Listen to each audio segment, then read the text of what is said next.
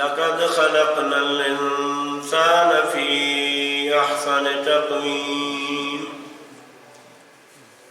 ثم رددناه أسفل سافلين إلا الذين آمنوا وعملوا الصالحات فلهم أجر غير ممنون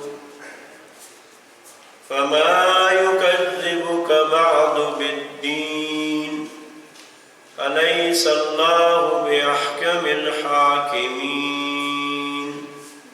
صدق الله العلي العظيم.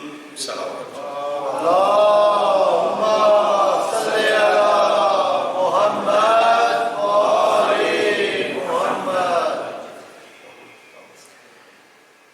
شہادت امیر المومنین علی ابن ابی طالب علیہ السلام کی یہ مختصر سی مجلس حالات کے تناظر میں اللہ تعالیٰ بانی مجلس کی طرف سے یہ مجلس قبول فرمائے اور آپ مومنین عزاداران امیر المومنین علیہ السلام یہاں پہ تشریف لائے ہیں، خدا آپ کا آنا بھی قبول فرمائے. ایک دفعہ پھر باواد بلند صلوات. اللهم صل على محمد وآل محمد. اعوذ باللہ من الشیطان الرجیم. بسم اللہ الرحمن الرحیم. الحمد للہ رب العالمین والصلاة والسلام على سید الانبیاء والمرسلین سیدنا ومولانا وحبیبنا وطبیب نفوسنا بالقاسم محمد. اللهم صل على محمد وآل محمد وعلى آله الطيبين الطاهرين المعصومين الذين أذهب الله عنهم الرجس وطهرهم تطهيرا. اللهم صل على محمد وآل محمد. لا سيما بقية الله في الأرضين روحي وأرواحنا لتراب مقدم الفداء. اللهم أنطقني بالهدى وألهمني التقوى. أما بعد فقد قال الله تبارك وتعالى في كلام المجيد وفرقانه الحميد وهو أصدق القائلين ومن الناس من يشري نفسه ابتغاء مرضات الله والله رؤوف بالعباد. صلوات. اللهم صل على محمد وآل محمد. سب سے پہلے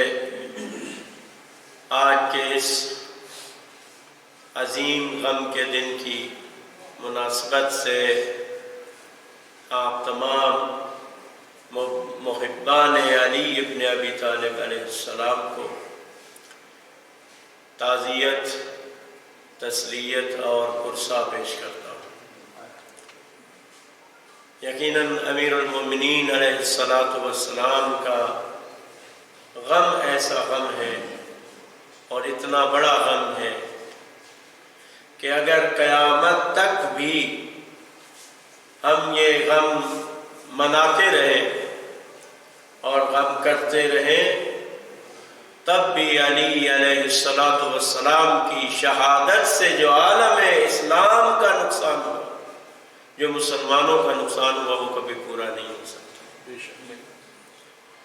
امیر المومنین علی ابن ابی طالب علیہ السلام کی شان و عظمت اور ان کے فضائل و کمالات کے حوالے سے بہت کچھ لکھا گیا، بہت کچھ پڑھا گیا، بہت کچھ بیان کیا گیا. مفکرین نے بہت کچھ اس پر سوچا یہ قیامت تک بھی لکھا جاتا رہے، پڑھا جاتا رہے، بیان کیا جاتا رہے اور سوچنے والے اس پر غور و فکر کریں، تب بھی علی ابن ابی طالب علیہ السلام کے وہ فضائل و کمالات کا ادراک نہیں کیا جا سکتا۔ امیر المومنین علی علیہ السلام کہ جس کے فضائل اتنے ہیں، بقول پیغمبر صلی اللہ علیہ وآلہ وسلم جن کا شمار نہیں کیا جا سکتا، خود فرماتے ہیں رسالت امام جعل اللہ تعالی لأخی علی ابن ابی طالب فضائل لا توصى، کہ اللہ نے میرے بھائی علی ابن ابی طالب علیہ السلام کے اتنے فضائل بیان کیے ہیں کہ جن کو شمار نہیں کیا جا سکتا۔ علی علیہ السلام کے فضائل بہت زیادہ، کمالات بہت زیادہ۔ اب دیکھیں کہ اپنے امام احمد بن حنبل فضائل الصحابہ میں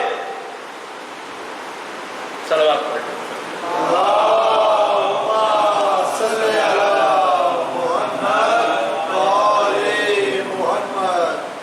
فضائل الصحابہ میں بیان کرتے ہیں کہ نبی کریم صلی اللہ علیہ وآلہ وسلم کے تمام صحابہ میں سے صحیح اسناد کے ساتھ جتنے فضائل علی علیہ السلام کے نقل ہوئے ہیں اتنے کسی صحابی کے نقل نہیں ہوئے۔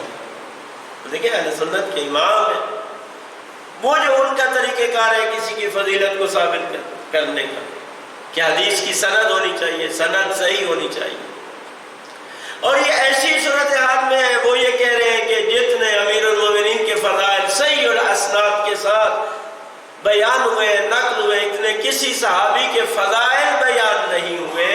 یہ اس صورتحال میں ہے کہ جب علی کے فضائل بیان کرنے پر پابندی تھی، کوئی حدیث اہل بیت کے بارے میں بیان نہیں کر سکتا تھا، کوئی علی ابن ابی طالب کی فضیلت کو بیان نہیں کر سکتا تھا، فضیلت تو کجا کوئی اپنا نام علی نہیں رکھ سکتا تھا۔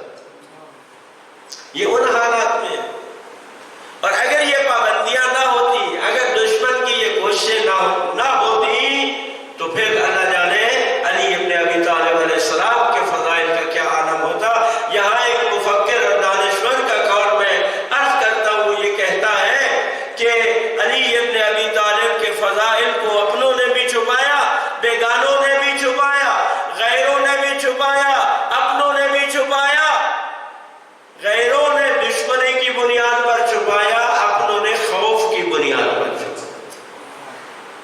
لیکن وہ کہتا ہے کہ پھر بھی اس کے باوجود بھی یہ پوری دنیا علی ابن ابی طالب کے فضائل سے بھری پڑی ہے۔ ماشاءاللہ۔ یہ اس صورت میں یہ عالم ہے امیر المومنین علیہ السلام کے فضائل و کمالات ہے۔ رسالت امام صلی اللہ علیہ وآلہ وسلم فرماتے ہیں کہ اللہ نے میرے بھائی علی ابن ابی طالب کو 3 ایسی فضیلتیں عطا کی ہیں جو مجھ محمد کو بھی عطا نہیں۔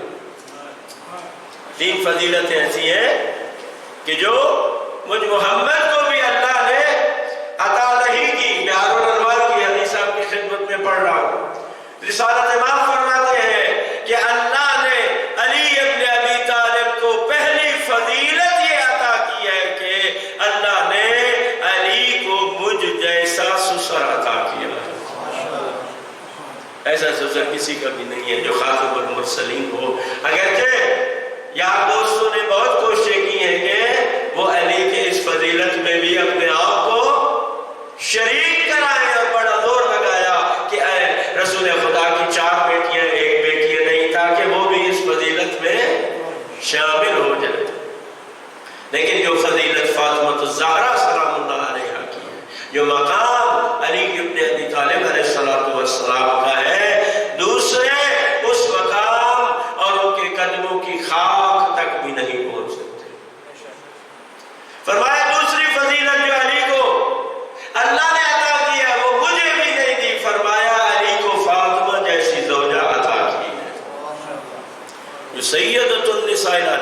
کم فضیلت ہے کہ تمام عالمین کی عورتوں کی سردار حضرت زہرا سلام اللہ علیہا، اور فرمایا کہ تیسری فضیلت جو اللہ نے علی ابن ابی طالب کو عطا کی وہ ان کو حسن و حسین جیسے بیٹے عطا کیے۔ تو جوانان جنت کے سردار ہے، اور رسول خدا کی نسل بھی فرمایا کہ باقی تمام نبیوں کی نسلیں ان کی اپنی سن سے چلے گی، لیکن میری نسل علی ابن ابی طالب کے ذریعے سے چلے گی۔ ایک دن حضرت علی علیہ السلام نے فرمایا رسول خدا کو کہ یا رسول اللہ آپ میرے لیے دعا فرمائیں۔ تو کہا ٹھیک ہے یا علی میں آپ کے لیے دعا کرتا ہوں۔ اب امیر المومنین علیہ السلام فرماتے ہیں میں جو تھوڑی دیر کے بعد رسول خدا کی خدمت میں گیا، میں نے دیکھا رسول خدا نے دست بے دعا بارگاہ رب العزت میں بلند کیے ہوئے ہیں، اور یہ دعا کر رہے اللہم بحق علی عندک اغفر لعلی، کہ اے اللہ تیرے نزدیک جو علی کا مقام ہے تجھے اس مقام کا واسطہ علی کو بخش دے۔ تو میں نے کہا یا رسول اللہ یہ کس طرح سے آپ دعا فرما رہے ہیں؟ فقلت یا رسول اللہ ما هذا، فقال، تو رسول خدا صلی اللہ علیہ وآلہ وسلم نے فرمایا وَأَبَاعِدُ الْأَكْرَمَ مِنْكَ عَلَيْهِ فَاسْتَشْفَ لِي إِلَيْهِ، یا علی میں نے اللہ کی بارگاہ میں تجھ سے زیادہ کوئی عزت والا پایا ہی نہیں ہے کہ جس کی ذریعے سے میں دعا مانگوں۔ بارگاہ رب العزت میں اگر نبی مکرم اسلام کسی کا واسطہ دے کر دعا کرتے تو علی ابن ابی طالب علیہ السلام۔ اسی طرح کی ایک اور حدیث ہے، حضرت ابن مسعود راوی ہے، صحابی ہے، وہ یہ بیان کرتے ہیں کہ ایک دن میں رسول خدا صلی اللہ علیہ وآلہ وسلم کی خدمت میں گیا اور میں نے عرض کی یا رسول اللہ مجھے حق کی پہچان کر۔ توجہ ہے نا صاحب؟ آپ کا بھی روزہ میرا بھی روزہ ہے، صلوات پڑھے محمد و آل محمد کے۔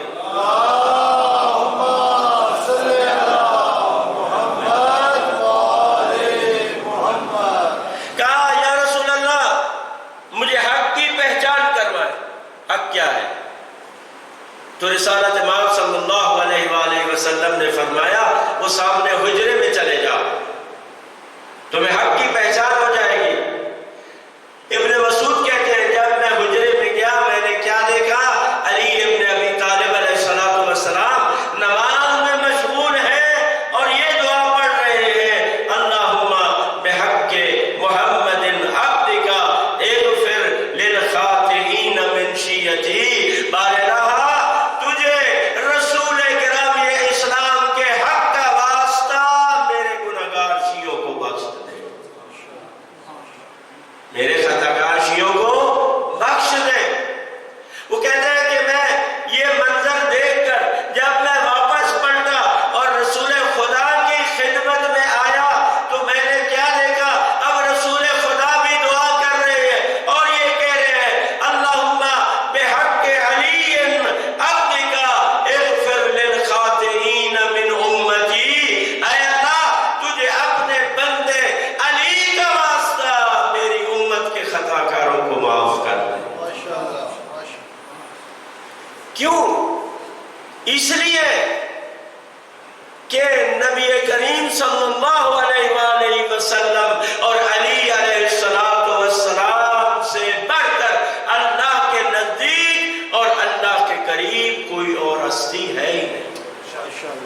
اگر نبی واسطہ دے تو وہ علی کا واسطہ دیں گے، اگر علی واسطہ دے تو وہ نبی کا واسطہ دیتے ہیں۔ صلوات پڑھ لیجیے محمد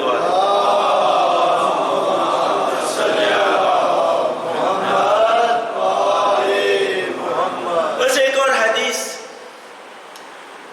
ایک صحابی امیر المومنین علیہ السلام کے اسبغ بن نباتہ، یہ بہت اچھے خطیب بھی تھے، شاعر بھی تھے، اور امیر المومنین علیہ السلام نے ایک خاص فوجی اور پولیس کا دستہ تشکیل دیا ہوا تھا، اس کے یہ ایک دستے کے سربراہ تھے، اور ان سے کافی ساری حدیثیں امیر المومنین علیہ الصلوۃ والسلام کی بیان ہوئی ہیں۔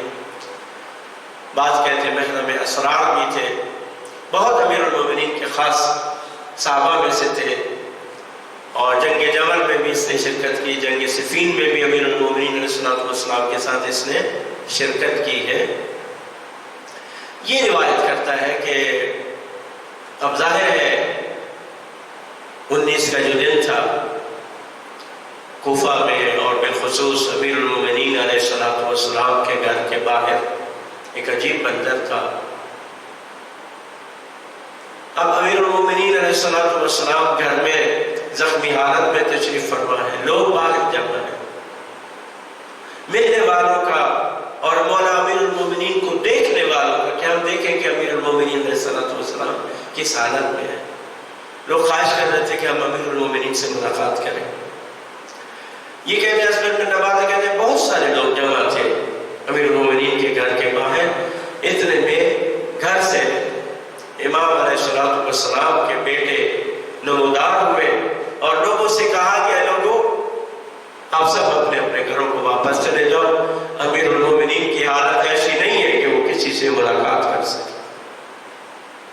کہتے ہیں یہ سن کر لوگ مایوس ہو کے گھروں میں چلے گئے، لیکن یہ کہتے ہیں میرا دل نہیں کیا، یعنی گویا میرے قدم زمین کے ساتھ جم گئے تھے، میرا اٹھنے کو دل میں اٹھ نہیں سکا، جا نہیں سکا۔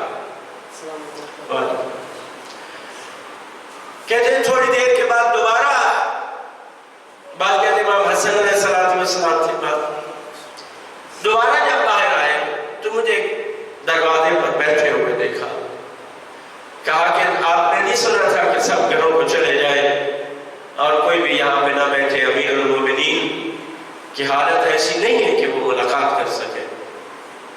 اس نے کہا اللہ مولا میں جا نہیں سکا، میرا دل نہیں کیا، میں یہاں سے اٹھ نہیں سکا، اگر ہو سکے تو میں صرف ایک مرتبہ امیر المومنین علیہ السلام کی زیارت کرنا چاہتا ہوں۔ یہ واپس گئے اور اس کو اذن دخول ملا۔ یہ کہتے ہیں جب میں گیا نا امیر المومنین علیہ السلام کی خدمت میں نے دیکھا کہ امیر المومنین کے پیشانی پر زرد رنگ کا کپڑا بندھا ہوا ہے، لیکن امیر المومنین علیہ الصلوۃ والسلام کی ضربت کی وجہ سے، ذہن کی وجہ سے مولا کے چہرے کا رنگ اتنا زرد اور پیلا پڑ چکا تھا کہ میں تشخیص نہیں دے سکا کہ کپڑے کا رنگ زیادہ زرد ہے یا امیر المومنین کے چہرے کا رنگ ہے۔ اس حالت میں بھی دیکھیں امیر المومنین علیہ الصلوۃ والسلام کہ اس حالت میں بھی میں جب مولا کی خدمت میں گیا، امیر المومنین نے میرا ہاتھ پکڑ لیا، میں امیر المومنین علیہ السلام کے پاس بیٹھ گیا اور فرماتے ہیں کہ جس طرح سے اس وقت تیرا ہاتھ میرے ہاتھ میں ہے، جب رسول اللہ کا آخری وقت تھا، جس طرح تو میری عیادت کرنے کے لیے آیا ہے، اسی طرح میں رسول خدا صلی اللہ علیہ وسلم کی خدمت میں گیا، اسی طرح سے رسول خدا نے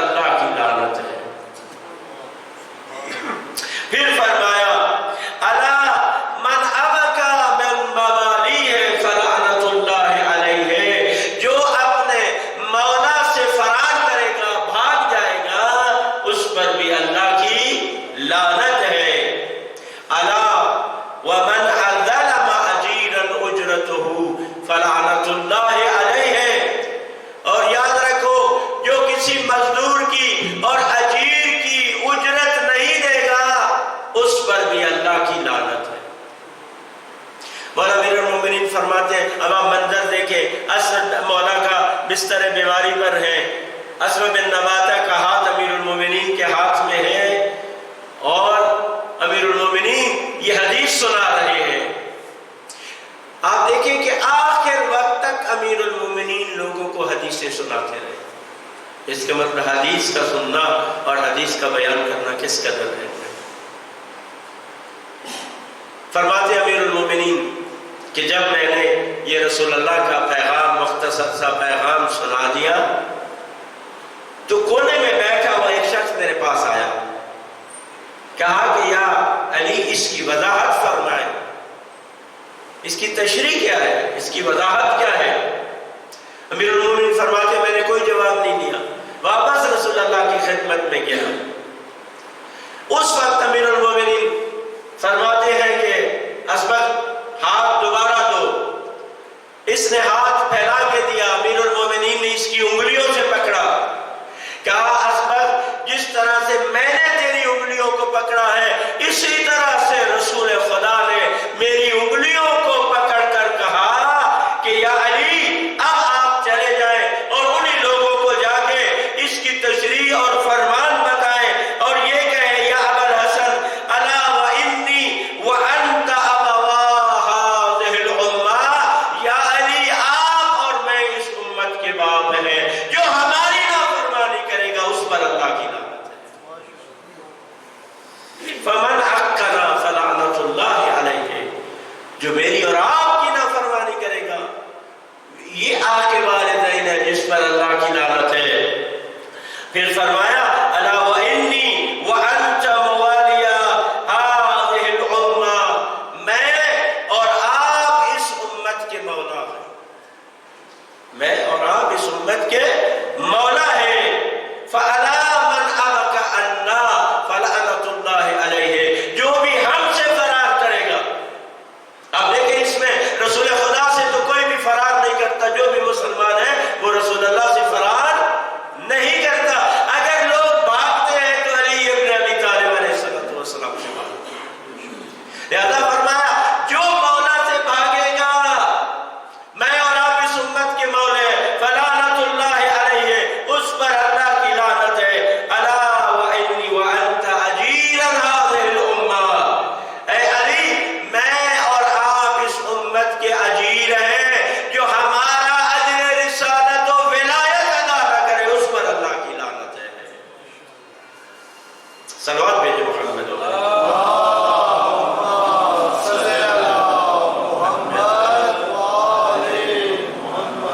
تو اس میں آپ دیکھیں کہ امیر المومنین علیہ السلام کے جو حقوق ہیں وہ ہم پر کس قدر زیادہ ہیں۔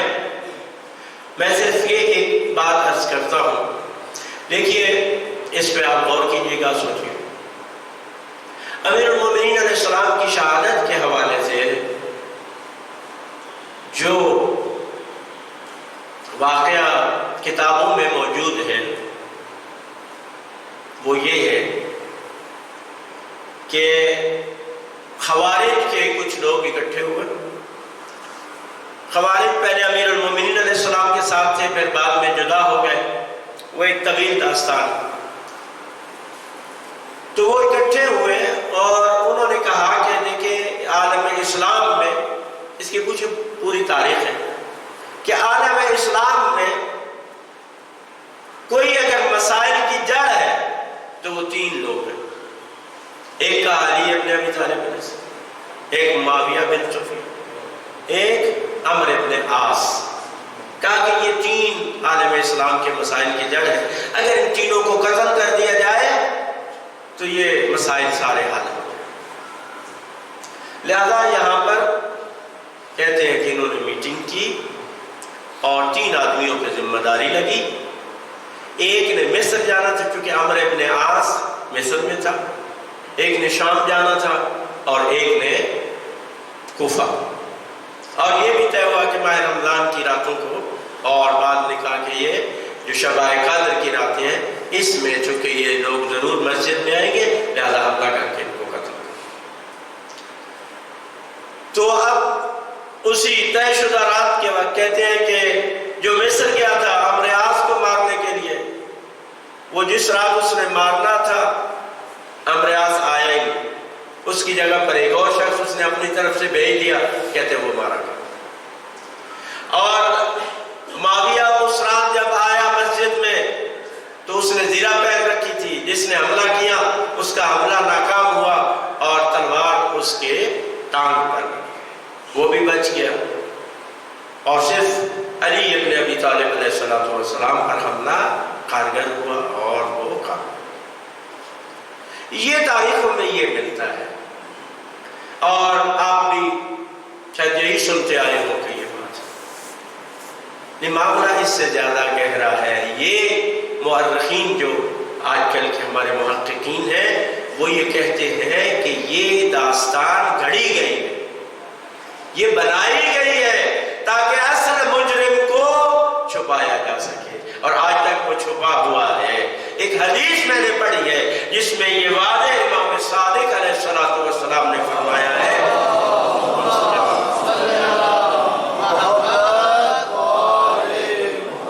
کہ علی ابن ابی طالب کا قاتل امیر شام،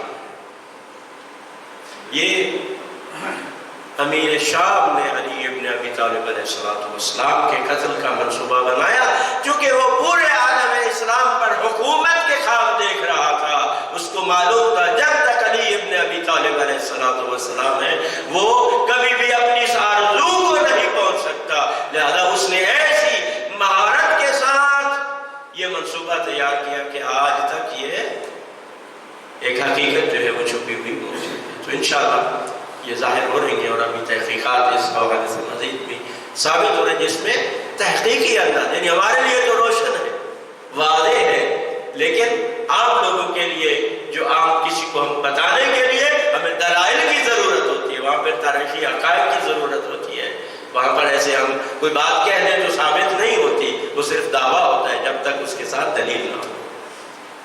تو یہ امیر المومنین علی ابن ابی طالب علیہ السلام کو جو قتل کرنے کی سازش تیار ہوئی، جس کا مرکز دمشق تھا، اور یہ میں بتا دیتا ہوں اس بارے میں بڑے واضح شواہد ہیں کہ اشعث بن قیس لعنت اللہ علیہ یہ پلید خاندان یہ اہل بیت علیہ السلام کا دشمن تھا۔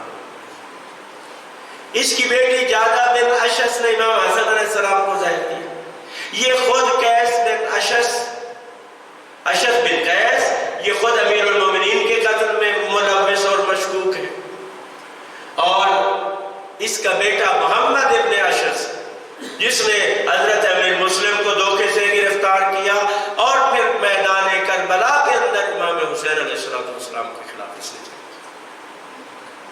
یہ امیر المومنین علیہ السلام کے قتل میں ملوث ہے۔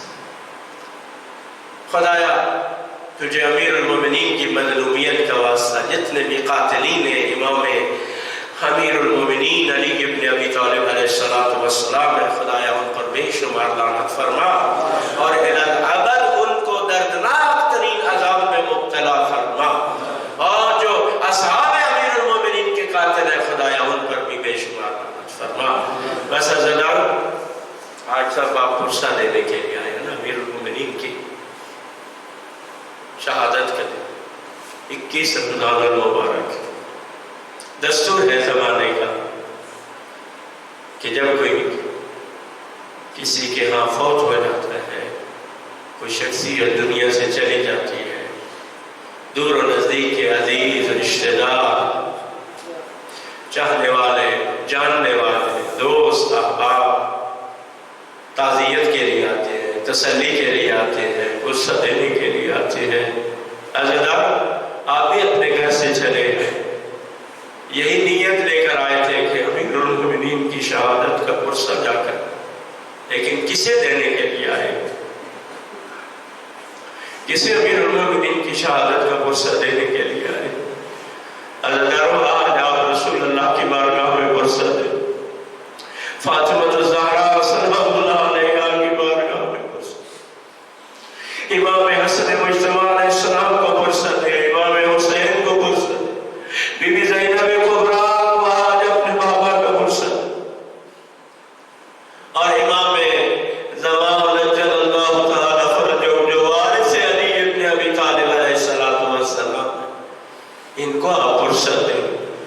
صاحب الزمان، اے ہمارے مولا آقا، اجرک اللہ یا بقیت اللہ، یا امام زمان، آپ کے دادا علی کا غصہ دینے کے لیے آئے۔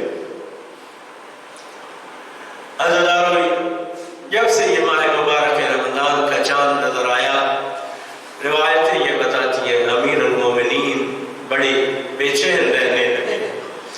مختلف اوقات میں امیر المومنین نے اپنی شہادت کے بارے میں بتایا، فرماتے تھے کہ نہ مجھ سے جھوٹ بولا گیا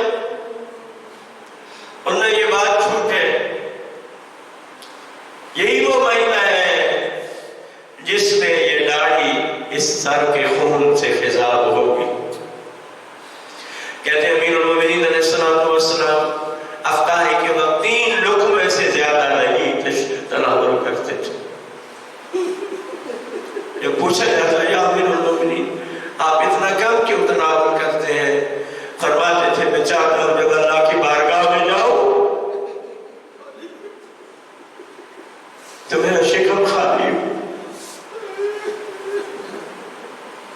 مختلف اپنی اولاد کے گھر میں امیر المومنین افطاریاں فرما رہے تھے۔ یہ جو 18واں روزہ گزرا ہے، یہ امیر المومنین نے اپنی بیٹی جناب ام کلثوم کے گھر میں روزہ افطار کرے۔ جب آپ نماز سے فارغ ہوئے افطاری کے لیے تشریف لائے تو بیوی نے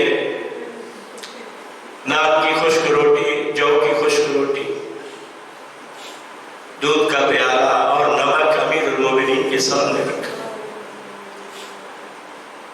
جب یہ چیزیں امیر المومنین کے سامنے آئی، ایک نگاہ کی اور اس کے بعد آنسو امیر المومنین کی آنکھوں سے جب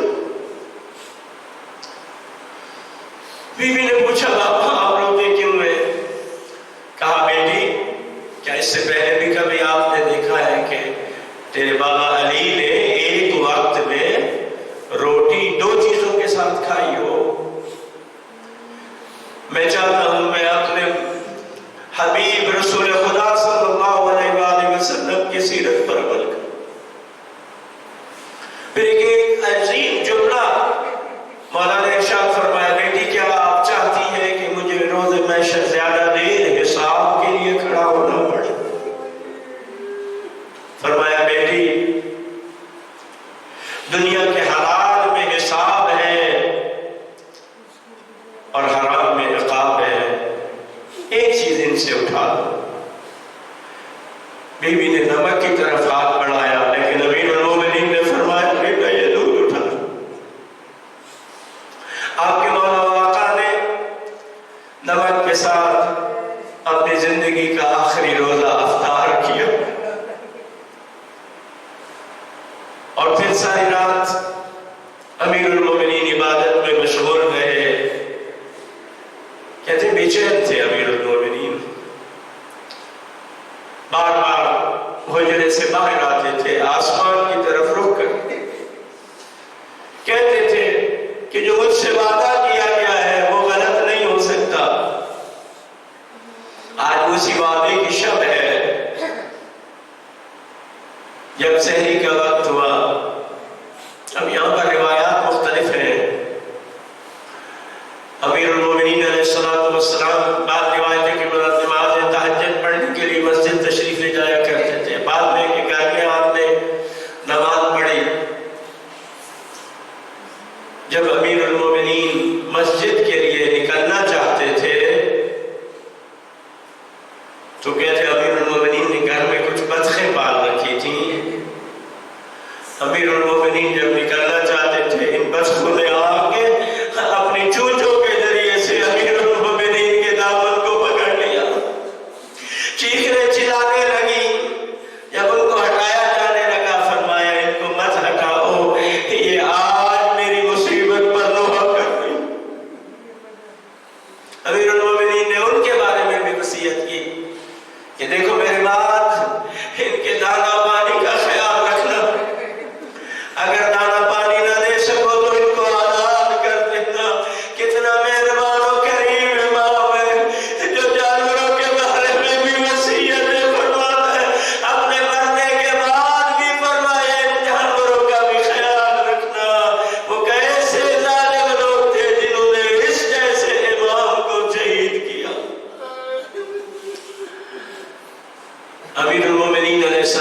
सलाम निकले। बीबी ने फरमाया बाबा आज अपनी जगह पर किसी और को भेज दे। मौला ने फरमाया नहीं, मौत से फरार नहीं। पहुंचे अमीरुल मोमिनीन मस्जिद में। यहाँ पर भी रिवायात मुख्तलिफ है, लेकिन जो आप सुनते रहते हैं, अमीरुल मोमिनीन ने उस मलऊन को जगाया, फिर गुलदस्ता आज़ान पर गए। अमीरुल मोमिनीन ने आज़ान कही। अमीरुल मोमिनीन के मुअज्जिन थे,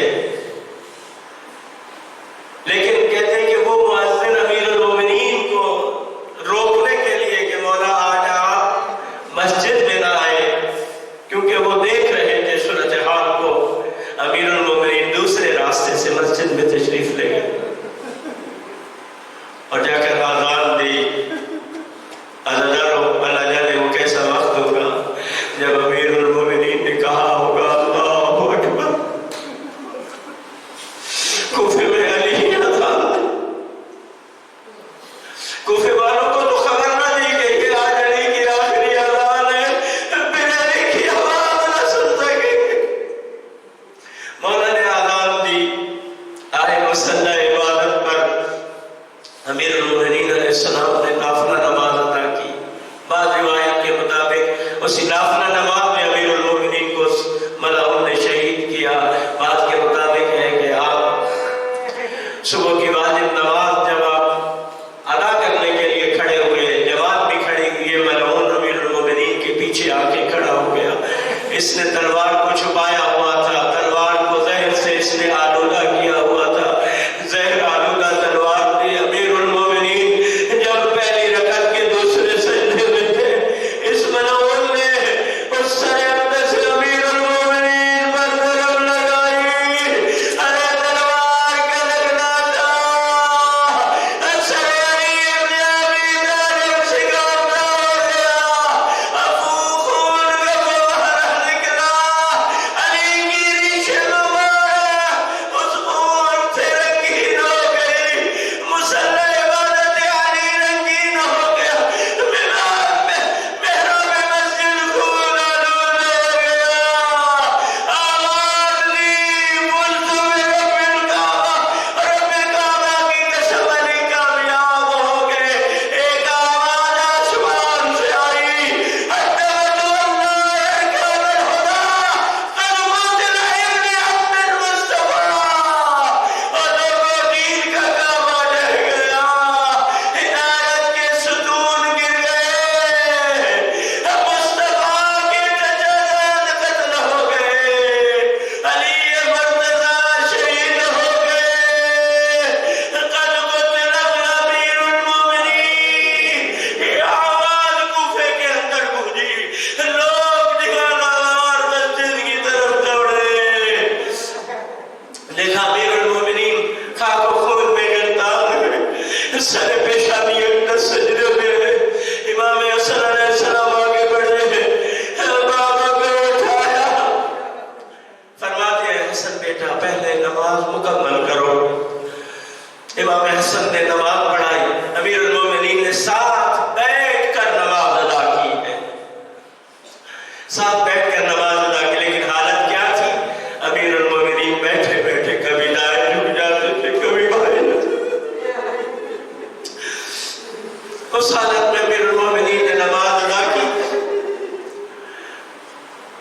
रिवायत एक आलिम से सुनी है कि उसके बाद नमाज के बाद इमाम हसन ने अपना बाबा का सर गोद में लिया। मौला अली की आंखें बंद है। इमाम हसन ने बाबा की हालत को देखा। इमाम हसन ने गिरिया किया।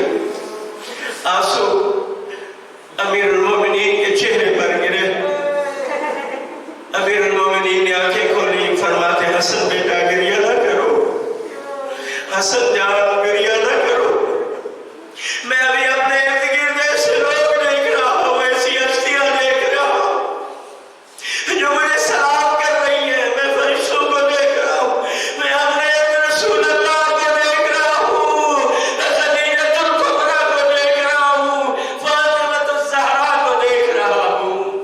हसन जान गिरिया न करो, तसल्ली दी इमाम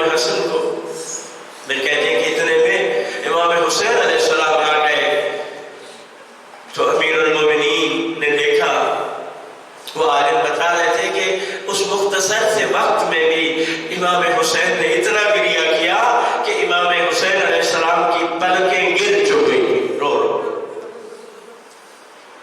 ان کو بھی تسلی دی، حسین بیٹا گریہ۔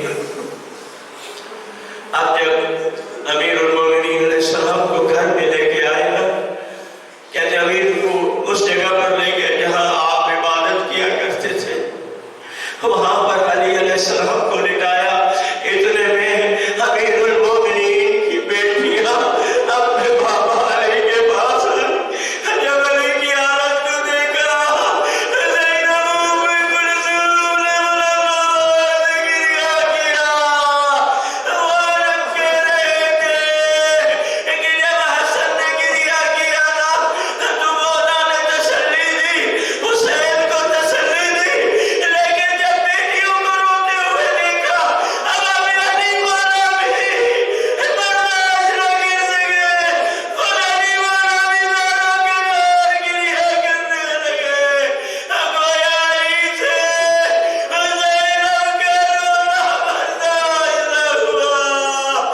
یا امیر المومنین، آپ اپنی بیٹی کی مصیبت کو دیکھ رہے تھے، شاید اپنی بیٹی کی مصیبت کو یاد کر کے رو رہے ہیں۔ یا امیر المومنین، آپ سے تو اپنی لخت جگر زینب کا یہ گریہ برداشت نہیں ہوا۔ کاش مولا آپ کربلا میں ہوتے، جب وقت آخر تھا، اگر خیمہ میں زینب کھڑی ہوئی تھی۔ خالی زلزلہ جب بیوی نے دیکھا، وہ بیوی میدان کی طرف دوڑی، کیا دیکھا؟ وحشی سے بیوی دعائیاں دینے لگی، بس عزیزانو ختم کرو مجلس کو، خدا آپ کا پرسہ قبول فرمائے۔ 19 کا دن گزرا، 20 کی رات آئی، 20 کا دن گزرا۔ مولا نے بہت زیادہ وصیتیں کی، حدیثیں بیان کی ہیں۔ بی بی زینب سلام اللہ علیہ نے بعض حدیثوں کی تصدیق کی۔ اس کے بعد 21 کی رات آئی۔ عزیزانو جب 21 کی رات آئی تو ایک مرتبہ امیر المومنین نے اپنے تمام اولاد کو اکٹھا کیا، بچے بھی آ گئے، بیٹے بیٹیاں سب جمع ہو گئے۔ امیر المومنین نے امام حسن کے بارے میں وصیت کی اور سب کو، ایک حضرت عباس سے بھی فرمایا، عباس بیٹا یاد رکھنا، جب روز عاشور نہر فرات میں پہنچنا